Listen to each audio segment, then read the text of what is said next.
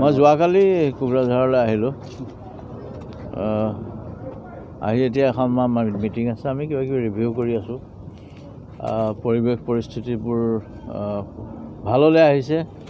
বড়ো ৰাইজৰ আৰু অন্যান্য ৰাইজৰ সদ্ভাৱত এটা আমি বিশেষ পৰিস্থিতিত ভৰিত থিয় দিছোঁহি, য'ত শান্তিৰ BTR বুলি আমি এটা শ্লোগানো গভৰ্ণমেণ্টে কথা পাতিছে, শ্লোগানৰ বিষয়ে, যিটো এটা বৰ দৰকাৰী কথা।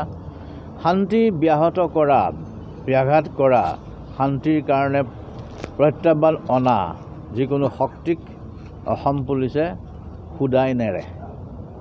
আৰু এই বিষয়ে চব ক্লিয়াৰ থাকিব।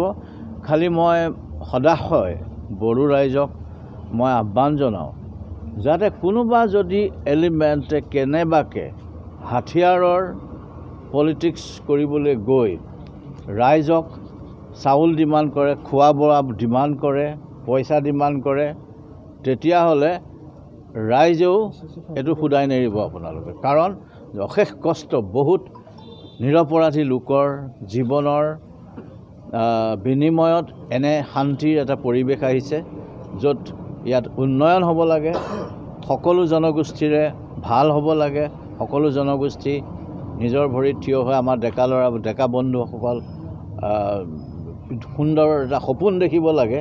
এনেকুৱা সময়ত যদি কোনোবাই যিয়ে নহওক হাথিয়াৰৰ কিবা খেল খেলে, তেতিয়াহ'লে বিপদ হ'ব তেওঁলোকৰ। এইটো কিন্তু অসম পুলিচৰ সকিয়নি।